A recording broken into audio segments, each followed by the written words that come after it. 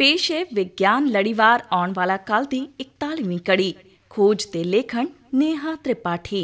लड़ीवार संयोजक doctor BK त्यागी। पंजाबी रूपांतर ते खोज भारत ज्ञान विज्ञान समिति पंजाब ते चंडीगढ़।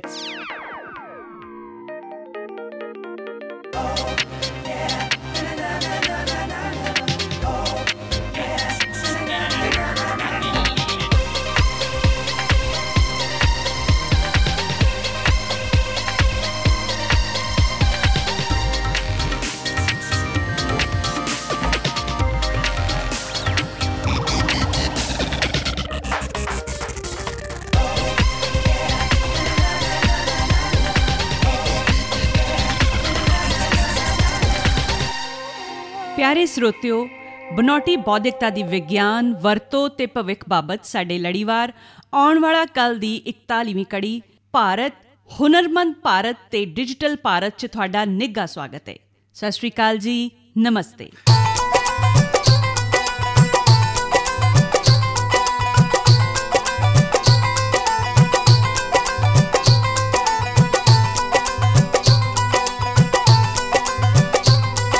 ਦੋਸਤੋ, ਪਿਛਲੀ ਕੜੀ ਸੀ ਵਿਗਿਆਨ ਦੇ ਸੁਪਨੇ ਸਾਕਾਰ ਤੇ ਉਹਦੇ 'ਚ ਕਹਾਣੀ ਸੀ ਉਹਨਾਂ ਚੁਣੌਤੀਆਂ ਦੀ ਜੋ ਆ ਰਹੀਆਂ ਨੇ AI ਆਧਾਰਿਤ ਸਵੈ ਚਾਲਿਤ ਮਸ਼ੀਨਾਂ ਤੇ ਤਕਨੀਕ ਦੇ ਕਾਰਨ ਸਾਡੇ ਅਰਥਚਾਰੇ ਦੇ ਤਿੰਨੋਂ ਮੂਲ ਖੇਤਰਾਂ ਯਾਨੀ ਕਿ ਖੇਤੀਬਾੜੀ, ਉਦਯੋਗ ਤੇ ਸੇਵਾਵਾਂ ਦੇ ਵਿੱਚ। ਸੁਣਾਈ ਸੀ ਕਹਾਣੀ ਕਿ ਭਾਰਤ 'ਚ ਆਰਟੀਫਿਸ਼ੀਅਲ ਇੰਟੈਲੀਜੈਂਸ ਯਾਨੀ AI ਨੂੰ ਲੈ ਕੇ ਬਹੁਤ ਸਾਰੀਆਂ ਕਿਆਸਰਾਈਆਂ ਤੇ ਭਵਿੱਖਬਾਣੀਆਂ ਕੀਤੀਆਂ ਜਾ ਰਹੀਆਂ ਨੇ, ਵਿਸ਼ੇਸ਼ ਕਰਕੇ ਇਸ ਦੀ ਵਿਵਹਾਰਿਕਤਾ, ਮਹੱਤਤਾ, ਲਾਭਦਾਇਕਤਾ ਤੇ ਭਵਿੱਖ ਨੂੰ ਲੈ ਕੇ। ਸੁਣਾਇਆ ਸੀ ਬਿਰਤਾਂਤ ਕਿ ਕੁਝ ਹਕੀਕੀ ਮੁੱਦਿਆਂ ਤੋਂ ਸਿਵਾਏ ਬਾਕੀ ਸਾਰੀਆਂ ਗੱਲਾਂ ਅਜੇ ਕਿਆਸ ਅਰਾਈਆਂ ਹੀ ਨੇ। ਫਿਰ ਇਹ ਵੀ ਸੱਚ ਹੈ ਕਿ ਕਈ ਰੁਕਾਵਟਾਂ ਅਜੇ ਜਾਰੀ ਨੇ, ਵਿਸ਼ੇਸ਼ ਕਰਕੇ ਭਾਰਤ ਵਿੱਚ ਇਸ ਦੀ ਉਪਭੋਗਤਾ ਨੂੰ ਲੈ ਕੇ।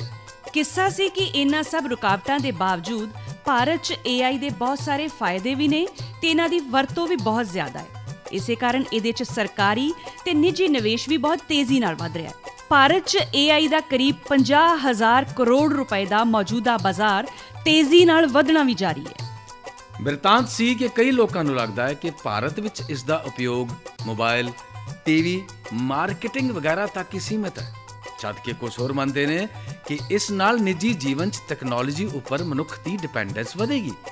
ਤੇ ਇਹੀ ਮੁੱਖ ਨੁਕਤਾ ਸੀ, ਕਿਉਂਕਿ ਹੁਣ ਤਾਂ AI ਦਾ ਜਲਾਲ ਜੀਵਨ ਦੇ ਹਰ ਸ਼ੋਬੇ ਵਿੱਚ ਨਜ਼ਰੀ ਪੈ ਰਿਹਾ ਹੈ।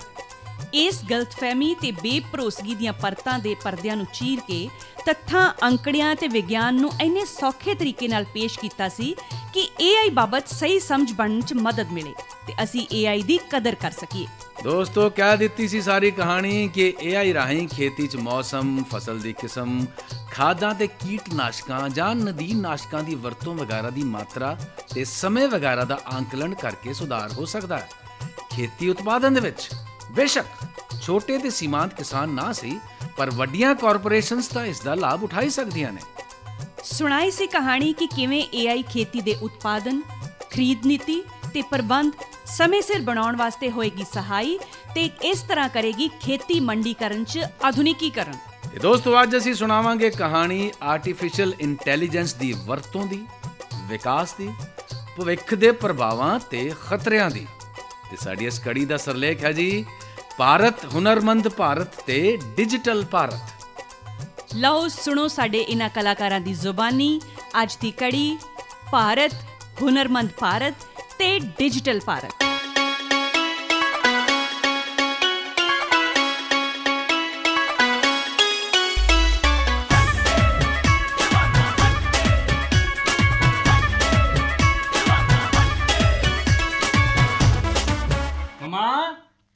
ਮਮਾ ਹਾਂ ਬੇਟਾ। ਮਮਾ, ਮੈਨੂੰ ਮੇਰਾ ਸਰਟੀਫਿਕੇਟ ਮਿਲ ਗਿਆ। ਮੈਂ ਹੈਂਡਲੂਮ ਅਤੇ ਹੈਂਡੀਕ੍ਰਾਫਟ ਵਿੱਚ ਆਪਣਾ ਕੋਰਸ ਪੂਰਾ ਕਰ ਲਿਆ। ਹੁਣ ਮੈਂ ਇੱਕ ਪ੍ਰੋਫੈਸ਼ਨਲ ਹਾਂ ਜਿਸ ਨੇ ਭਾਰਤ ਸਰਕਾਰ ਦੇ ਸਕਿੱਲ ਇੰਡੀਆ ਮਿਸ਼ਨ ਦੀ ਮਦਦ ਨਾਲ ਇਹ ਨਵੇਂ ਸਕਿੱਲ ਸਿੱਖੇ ਨੇ। ਵਾਹ ਵੀਰੇ, ਵਧਾਈ ਹੋਵੇ। Thank you. ਬਹੁਤ ਵਧੀਆ ਸਰਟੀਫਿਕੇਟ ਮਿਲ ਗਿਆ। ਪਰ ਤੁਹਾਨੂੰ ਇਸ ਖੇਤਰ ਬਾਰੇ ਕੁਝ ਪਤਾ ਵੀ ਹੈ ਜਾਂ ਬਸ ਸਰਟੀਫਿਕੇਟ ਹੀ ਲੈ ਲਿਆ? ਮੈਂ ਤੇਰੀ ਤਰ੍ਹਾਂ ਨਹੀਂ ਹਾਂ। ਮੈਂ ਇਸ ਖੇਤਰ ਵਿੱਚ ਆਪਣਾ ਭਵਿੱਖ ਬਣਾਉਣਾ ਚਾਹੁੰਦਾ ਤੇ ਮੈਂ ਇੱਕ ਉਦਮੀ ਬਣਨਾ ਚਾਹੁੰਦਾ। ਬਹੁਤ ਬਹੁਤ ਮੁਬਾਰਕ ਹੋਵੇ ਬੇਟਾ। ਨਵੀਆਂ ਉਚਾਈਆਂ ਤੱਕ ਪਹੁੰਚਣ 'ਚ ਹਮੇਸ਼ਾ ਤੇਰੀ ਪਹਿਲ ਕਦਮੀ ਰਹੇ। ਮਮਾ, ਇਸ ਸਭ ਦੇ ਪਿੱਛੇ ਤੁਹਾਡਾ ਹੀ ਤਾਂ ਆਸ਼ੀਰਵਾਦ ਹੈ। ਅੱਛਾ, ਇਹ ਸਭ ਮੰਮੀ ਦਾ ਹੀ ਆਸ਼ੀਰਵਾਦ ਹੈ, ਪਾਪਾ ਦਾ ਕੋਈ ਰੋਲ ਨਹੀਂ ਹੈ। ਨਹੀਂ ਪਾਪਾ, ਤੁਹਾਡਾ ਆਸ਼ੀਰਵਾਦ ਵੀ ਤਾਂ ਹੈ। ਮੇਰਾ ਮਤਲਬ ਤੁਹਾਡੇ ਦੋਵਾਂ ਦਾ ਆਸ਼ੀਰਵਾਦ ਹੈ। ਤਾਂ ਅੱਗੇ ਕੀ ਸੋਚਿਆ ਹੈ? ਮੈਂ ਅੱਜ ਪਾਰੁਲ ਨੂੰ ਘਰ ਬੁਲਾਇਆ ਹੈ। ਮੈਨੂੰ ਪਤਾ ਸੀ ਕਿ ਮੇਰੇ ਬੇਟੇ ਨੂੰ ਸਰਟੀਫਿਕੇਟ ਮਿਲੇਗਾ ਤੇ ਅਗਲੀ ਚੀਜ਼ ਜੋ ਤੁਸੀਂ ਪੁੱਛੋਗੇ ਨਾ ਉਹ ਇਹੀ ਹੋਏਗੀ ਕਿ ਅੱਗੇ ਕੀ ਸੋਚਿਆ ਹੈ। ਵਾਹ ਵਾਹ, ਇਹ ਤਾਂ ਬਹੁਤ ਵਧੀਆ ਕੀਤਾ ਤੁਸੀਂ ਮਾਮਾ। ਪਾਰੁਲ ਦੀਦੀ ਇੱਥੇ ਆਉਣਗੇ ਤਾਂ ਬਹੁਤ ਮਜ਼ਾ ਆਏਗਾ। ਉਹੀ ਸਹੀ ਦੱਸ ਪਾਉਣਗੇ ਕਿ ਮੈਨੂੰ ਅੱਗੇ ਕੀ ਤੇ ਕਿਵੇਂ ਕਰਨਾ ਚਾਹੀਦਾ। ਹਾਂ, ਉਹੀ ਮੇਰਾ ਮਾਰਗਦਰਸ਼ਨ ਕਰਨਗੇ। ਮੇਰਾ ਵੀ। ਮੈਂ ਉਹਨਾਂ ਤੋਂ ਜਿਊਲਰੀ ਡਿਜ਼ਾਈਨਿੰਗ ਦੀਆਂ ਸੰਭਾਵਨਾਵਾਂ ਬਾਰੇ ਪੁੱਛਣਾ ਹੈ। ਹਾਂ ਪੁੱਛ ਲਿਓ। ਇੱਕ ਪਾਸੇ ਤਾਂ ਉਹ ਸਰਕਾਰ ਲਈ ਕੰਮ ਕਰਦੀ ਹੈ ਤੇ ਦੂਜੇ ਪਾਸੇ ਡਿਜੀਟਲ ਇੰਡੀਆ ਤੇ ਸਕਿੱਲ ਇੰਡੀਆ ਮਿਸ਼ਨ ਬਾਰੇ ਲੋਕਾਂ ਨੂੰ ਜਾਣਕਾਰੀ ਦਿੰਦੀ ਹੈ, ਉਹਨਾਂ ਨੂੰ ਸ਼ਾਮਿਲ ਹੋਣ ਲਈ ਪ੍ਰੇਰਿਤ ਕਰਦੀ ਹੈ। ਉਹ ਤੁਹਾਨੂੰ ਬਹੁਤ ਵਧੀਆ ਤਰੀਕੇ ਨਾਲ ਸਮਝਾ ਦੇਗੀ ਕਿ ਤੁਹਾਨੂੰ ਕੀ ਕਰਨਾ ਚਾਹੀਦਾ ਹੈ। ਅਗਲਾ ਕਦਮ ਚੁੱਕਣ 'ਚ ਤੁਹਾਡੀ ਮਦਦ ਕਰਨ ਲਈ ਉਹ ਬਿਲਕੁਲ ਸਹੀ ਵਿਅਕਤੀ ਹੈ।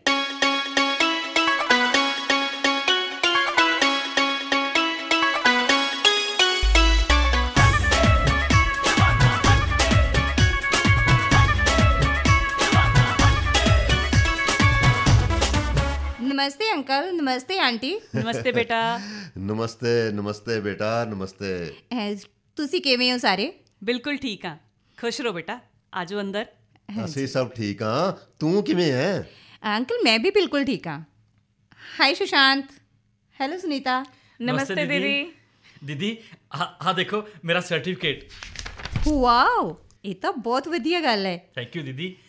ਤਾਂ ਹੁਣ ਤੂੰ ਸਕਿੱਲ ਇੰਡੀਆ ਪ੍ਰੋਗਰਾਮ ਦੇ ਤਹਿਤ ਸਿੱਖਿਅਤ ਹੋ ਗਿਆ ਹੈ। ਥੈਂਕ ਯੂ ਦੀਦੀ। ਦੀਦੀ ਮੈਂ ਕਾਰੀਗਰਾਂ ਨਾਲ ਮਿਲ ਕੇ ਕੰਮ ਸ਼ੁਰੂ ਕਰਨਾ ਚਾਹੁੰਦਾ। ਮੈਂ ਸਾਰੇ ਕਾਰੀਗਰਾਂ ਨੂੰ ਇੱਕ ਹੀ ਛੱਤ ਹੇਠਾਂ ਲਿਆਉਣਾ ਚਾਹੁੰਦਾ ਤੇ ਉਹਨਾਂ ਨੂੰ ਕੰਮ ਦਾ ਸਹੀ ਮੁਆਵਜ਼ਾ ਤੇ ਖੁਦ ਨੂੰ ਸਾਬਿਤ ਕਰਨ ਲਈ ਸਹੀ ਮੰਚ ਦੇਣਾ ਚਾਹੁੰਦਾ। ਪਾਰੁਲ ਬੇਟਾ, ਇਹ ਤਾਂ ਇਸ ਗੱਲ ਤੇ ਅੜਿਆ ਹੋਇਆ ਹੈ ਕਿ ਇਹ ਰੇਖਾ ਤੇ ਉਹਦੇ ਪਰਿਵਾਰ ਨਾਲ ਕੰਮ ਕਰੇਗਾ। ਇੰਨਾ ਹੀ ਨਹੀਂ, ਉਹਨੇ ਤੇ ਰੇਖਾ ਨੂੰ ਇਹ ਵੀ ਕਹਿਤਾ ਹੈ ਕਿ ਉਹ ਉਹਦੇ ਇਲਾਕੇ ਦੀਆਂ ਹੋਰ ਲੇਡੀਜ਼ ਨੂੰ ਵੀ ਨਾਲ ਲੈ ਕੇ ਆਵੇ। ਰੇਖਾ? ਇਹ ਰੇਖਾ ਕੌਣ ਹੈ? ਇਹ ਤੁਹਾਡੇ ਘਰ ਸਫਾਈ ਬਰਤਨ ਦਾ ਕੰਮ ਕਰਨ ਵਾਲੀ ਹੈ ਨਾ?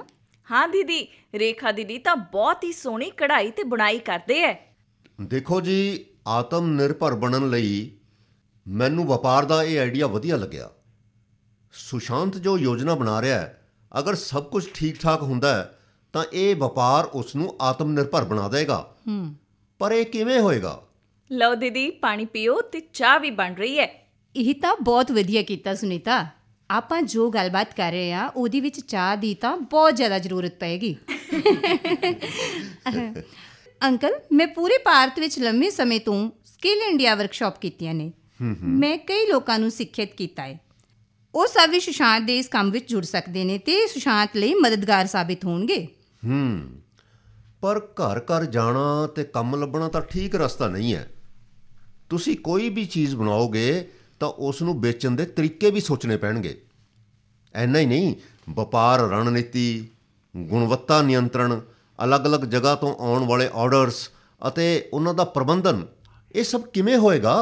ਸੁਸ਼ਾਂਤ ਦਾ ਆਈਡੀਆ ਬਹੁਤ ਵਧੀਆ ਹੈ ਅੰਕਲ, ਤੁਸੀਂ ਚਿੰਤਾ ਨਾ ਕਰੋ। ਇਹ ਸਭ ਚੀਜ਼ਾਂ ਵੀ ਹੋ ਸਕਦੀਆਂ ਨੇ। ਇਹਦੇ ਲਈ ਕਈ ਆਧੁਨਿਕ ਤਰੀਕੇ ਨੇ। ਬਿਲਕੁਲ ਸਹੀ ਕਿਹਾ ਤੁਸੀਂ। ਇਹ ਕੋਈ ਵੱਡੀ ਗੱਲ ਨਹੀਂ ਹੈ ਪ੍ਰੋਫੈਸਰ ਸਾਹਿਬ। ਨਮਸਤੇ ਜੀ ਸਾਰਿਆਂ ਨੂੰ। ਨਮਸਤੇ ਡਾਕਟਰ ਸਾਹਿਬ। ਨਮਸਤੇ ਨਮਸਤੇ ਡਾਕਟਰ ਸਾਹਿਬ। AI ਮਾਹਿਰ, ਤੁਸੀਂ ਇੱਥੇ ਕੀ ਕਰ ਰਹੇ ਹੋ? ਪ੍ਰੋਫੈਸਰ ਸਾਹਿਬ, ਮੈਂ ਜ਼ਰਾ ਦੁੱਧ ਲੈਣ ਜਾ ਰਿਹਾ ਸੀ। ਤੁਹਾਡੀਆਂ ਗੱਲਾਂ ਇੰਨੀਆਂ ਮਜ਼ੇਦਾਰ ਸੀ ਕਿ ਮੈਂ ਆਪਣੇ ਆਪ ਨੂੰ ਰੋਕ ਹੀ ਨਹੀਂ ਸਕਿਆ। ਅਰੇ ਵਾਹ, ਤੁਸੀਂ ਚਾਹ ਬਣਾ ਰਹੇ ਸੀ। ਸ਼੍ਰੀਮਤੀ ਡੋਗਰਾ ਤੇ ਬੱਚੇ ਕਿੱਥੇ ਨੇ? ਉਹ ਭਾਬੀ ਜੀ ਕਿਤੇ ਕੰਮ ਗਏ ਹੋਏ ਨੇ। ਮੈਨੂੰ ਘਰ ਕੱਲਾ ਛੱਡਦਾ ਦੇਖੋ। ਪਰ ਤੁਹਾਡੇ ਹੁੰਦਿਆਂ ਮੈਂ ਕੱਲਾ ਹੋ ਸਕਦਾ ਭਲਾ ਭਾਈ ਸਾਹਿਬ? ਠੀਕ ਹੈ, ਪਰ ਘਰ ਤੋਂ ਕੰਮ ਕਰਨਾ ਯਾਨੀ ਕਿ ਵਰਕ ਫਰਮ ਹੋਮ ਦਾ ਇਹ ਚੱਲਣ ਸਾਨੂੰ ਕਦੇ ਵੀ ਇਕੱਲਾਪਨ ਮਹਿਸੂਸ ਨਹੀਂ ਹੋਣ ਦਿੰਦਾ। ਇਹ ਵੀ ਸਹੀ ਹੈ ਨਾ? ਸਹੀ ਹੈ। ਵੈਸੇ ਇਹ ਕੀ ਗੱਲਾਂ ਹੋ ਰਹੀਆਂ ਸੀਗੀਆਂ? ਮੈਨੂੰ ਥੋੜਾ ਜਿਹਾ ਆਈਡੀਆ ਤਾਂ ਲੱਗਾ, ਮੈਨੂੰ ਵਿਸਤਾਰ ਨਾਲ ਦੱਸੋ ਜ਼ਰਾ। ਅੰਕਲ, ਮੈਂ ਆਪਣੀ ਕਾਰੀਗਰਾਂ ਦੀ ਫਰਮ ਸ਼ੁਰੂ ਕਰਨੀ ਚਾਹੁੰਦਾ। ਪਾਰੁਲ ਦੀਦੀ ਇੱਥੇ ਮੇਰੀ ਮਦਦ ਕਰਨ ਲਈ ਆਏ ਨੇ। ਓਕੇ। ਉਹ ਸੱਚ, ਮੈਂ ਤੁਹਾਡੇ ਦੋਹਾਂ ਦੀ ਜਾਣ ਪਛਾਣ ਕਰਾਉਣੀ ਤਾਂ ਭੁੱਲ ਹੀ ਗਿਆ। ਡਾਕਟਰ ਡੋਗਰਾ ਜੀ, ਇਹ ਪਾਰੁਲ ਹੈ।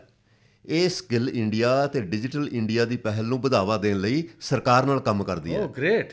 ਇਹ ਪਾਰੁਲ ਨੇ ਤੇ ਪਾਰੁਲ ਇਹ ਨੇ ਡਾਕਟਰ ਡੋਗਰਾ, AI ਮਾਹਿਰ। ਨਮਸਤੇ ਸਰ, AI ਸਾਡਾ ਭਵਿੱਖ ਹੈ।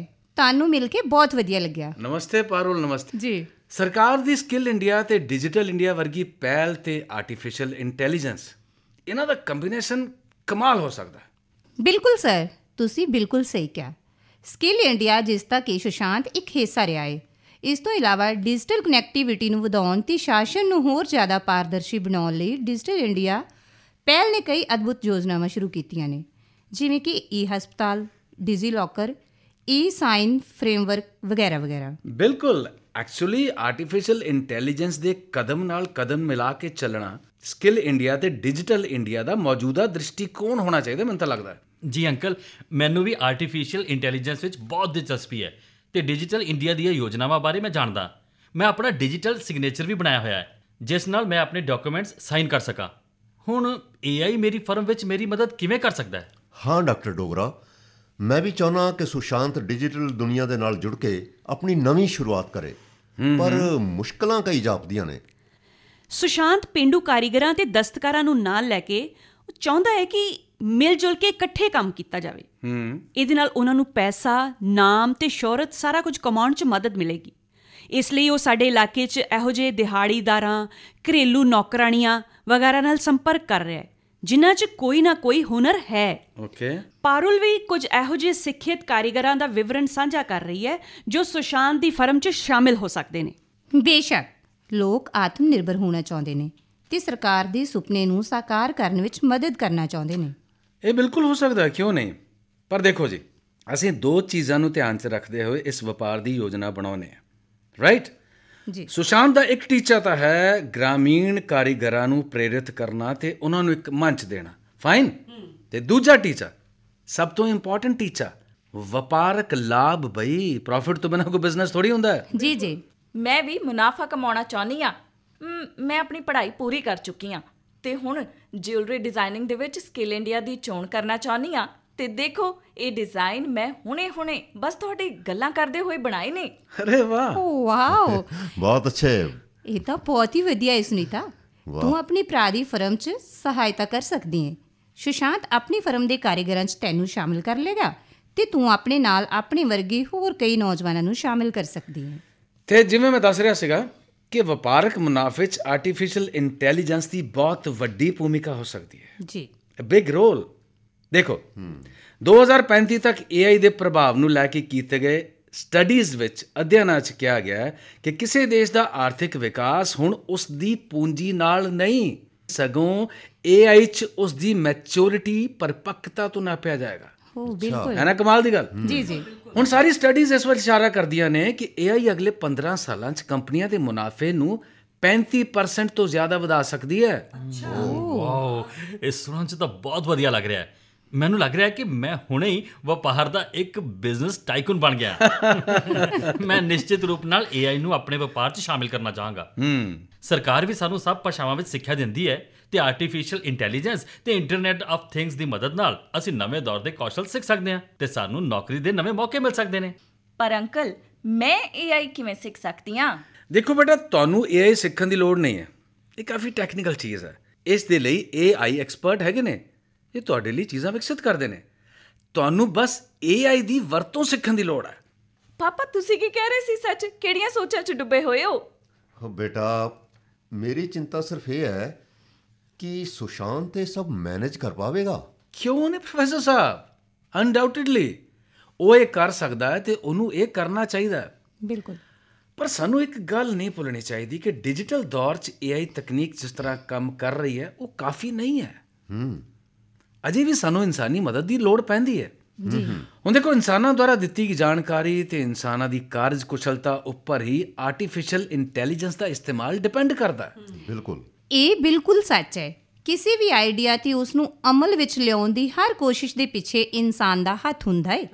ਸਾਨੂੰ AI ਦਾ ਸਮਰਥਨ ਮਿਲਦਾ ਹੈ, ਪਰ AI ਚੀਜ਼ਾਂ ਨੂੰ ਪੂਰੀ ਤਰ੍ਹਾਂ ਨਿਯੰਤਰਣ ਨਹੀਂ ਕਰ ਸਕਦੀ, ਸਗੋਂ ਇਹ ਸਾਡੇ ਕੰਮ ਨੂੰ ਬਿਹਤਰ ਤਰੀਕੇ ਨਾਲ ਕਰਨ 'ਚ ਸਾਡੀ ਮਦਦ ਕਰਦੀ ਹੈ। ਪਾਰੁਲ ਦੀਦੀ, ਮੇਰਾ ਇੱਕ ਫਰੈਂਡ ਹੈ, ਉਹ ਨਾ AI ਮਾਹਰ ਬਣਨਾ ਚਾਹੁੰਦਾ ਹੈ। ਇਹਦੇ ਲਈ ਉਹ ਮੇਰੀ ਜੁਐਲਰੀ ਡਿਜ਼ਾਈਨਿੰਗ ਦੇ ਵਪਾਰ 'ਚ ਮੇਰੀ ਸਹਾਇਤਾ ਕਰ ਸਕਦਾ ਹੈ? ਇਹਦਾ ਜਵਾਬ ਮੈਂ ਦਿੰਦਾ ਬੱਚੇ। ਹਾਂਜੀ। ਦੇਖੋ, ਹਾਈਟੈਕ ਆਈਡੀਏਸ਼ਨ ਤੇ ਪ੍ਰੋਗਰਾਮਿੰਗ ਦੀ ਮਦਦ ਨਾਲ ਉਹ ਕੁਝ ਖਾਸ ਤਰੀਕੇ ਵਿਕਸਿਤ ਕਰ ਸਕਦੇ ਨੇ ਜੋ ਤੁਹਾਡੇ ਕੰਮ ਨੂੰ ਆਸਾਨ ਬਣਾਉਣ 'ਚ ਮਦਦਗਾਰ ਸਾਬਿਤ ਹੋਣ। AI ਤਾਂ ਸਭ ਤੋਂ ਵਧੀਆ ਹੈ ਫਿਰ। ਜੀ।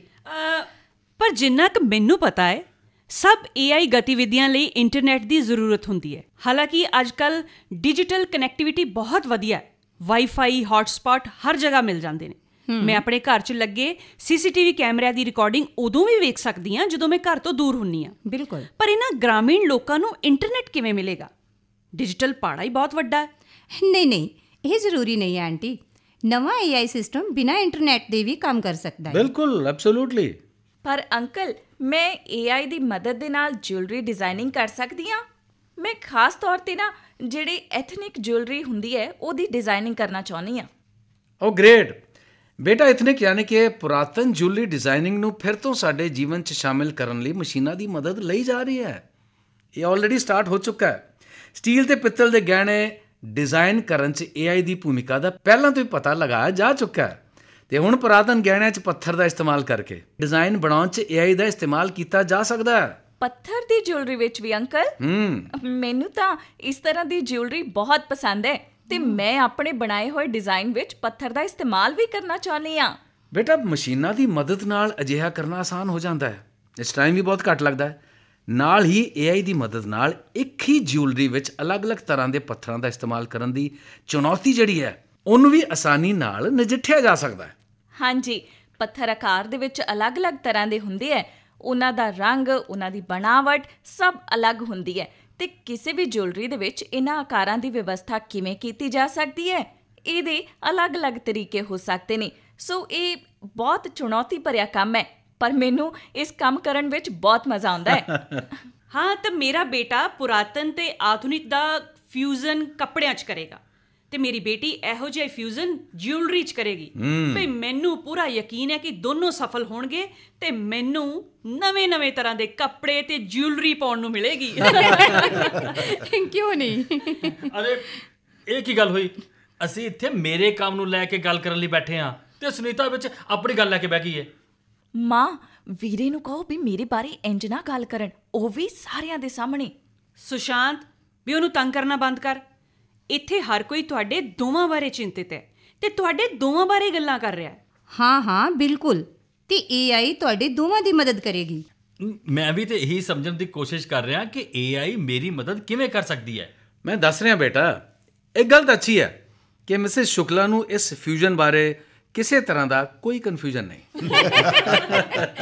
ਬਿਲਕੁਲ ਸਰ। ਜਿੱਥੋਂ ਤੱਕ ਮਦਦ ਦੀ ਗੱਲ ਹੈ ਬੇਟਾ, ਇਹ ਪੂਰੀ ਤਰ੍ਹਾਂ ਇਸ ਗੱਲ ਤੇ ਡਿਪੈਂਡ ਕਰਦਾ ਹੈ ਕਿ ਤੁਸੀਂ AI ਤੋਂ ਕਿਸ ਤਰ੍ਹਾਂ ਦੀ ਮਦਦ ਚਾਹੁੰਦੇ ਹੋ। ਸਰ, ਮੈਨੂੰ ਲੱਗਦਾ ਹੈ ਕਿ ਹੈਂਡਲੂਮ ਤੇ ਹੈਂਡੀਕ੍ਰਾਫਟ ਕਾਰੀਗਰਾਂ ਲਈ ਸਭ ਤੋਂ ਵੱਡੀ ਚਿੰਤਾ ਹੁੰਦੀ ਹੈ ਡਿਜ਼ਾਈਨਿੰਗ। ਜੀ ਦੀਦੀ, ਮੈਂ ਇਸ ਗੱਲ ਨੂੰ ਸਮਝਦਾ। ਇਸੇ ਲਈ ਤਾਂ ਮੈਂ ਇੱਕ ਡਿਜ਼ਾਈਨਰ ਨੂੰ ਕੰਮ ਉੱਪਰ ਰੱਖਣ ਦੀ ਸੋਚ ਰਿਹਾ।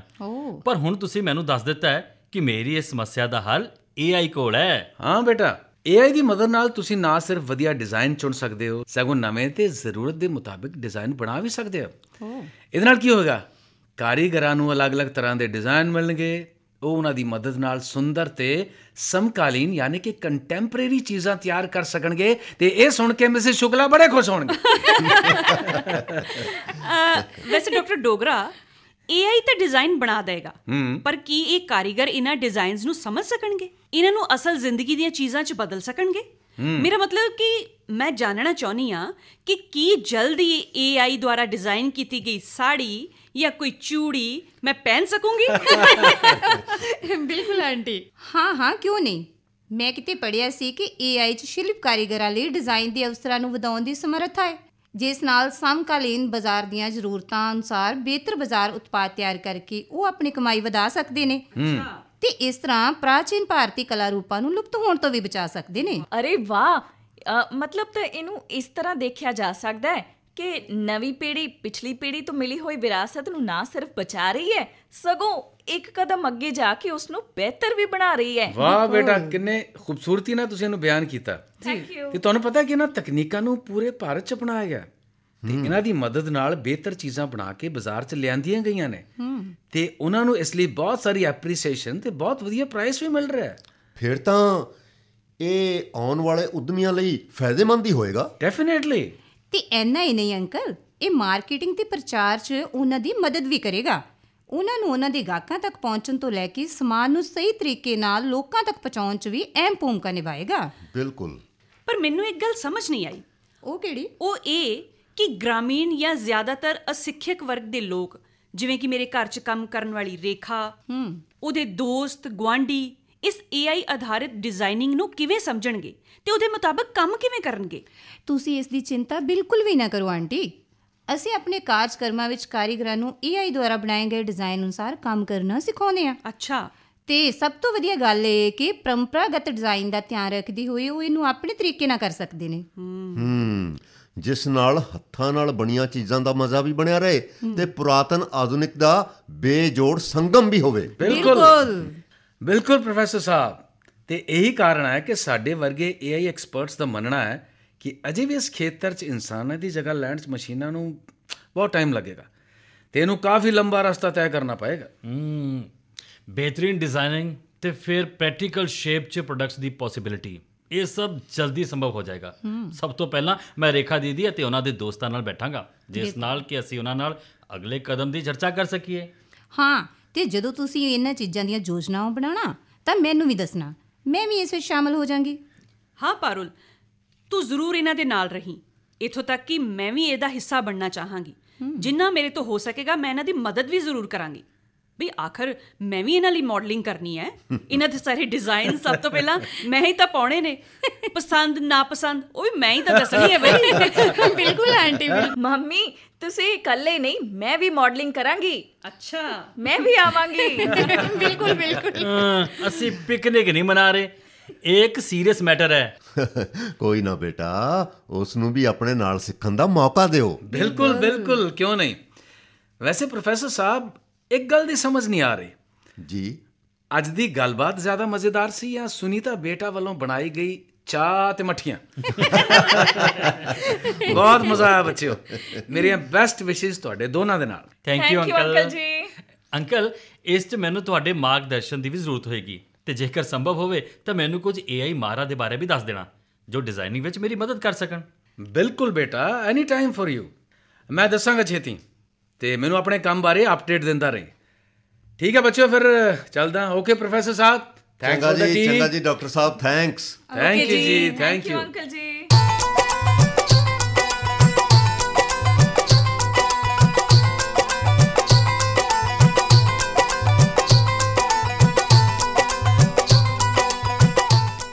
ਤੁਸੀਂ ਸੁਣ ਰਹੇ ਸੀ ਵਿਗਿਆਨ ਲੜੀਵਾਰ ਆਉਣ ਵਾਲਾ ਕੱਲ ਦੀ 41ਵੀਂ ਕੜੀ। ਨੋਟ ਕਰੋ ਇਸ ਕੜੀ ਦੇ ਸਵਾਲ। ਸਵਾਲ ਨੰਬਰ 1, स्किल इंडिया की है। सवाल नंबर 2, फ्यूजन तकनीक की है। हिस्सा लैण वाले कलाकार ईशू, सुरिंदर खिलचियां, अमन बल, पंकज, दिलजिंदर सिंह ते राजेश शर्मा। विशेष सहयोग सरबजीत ऋषि।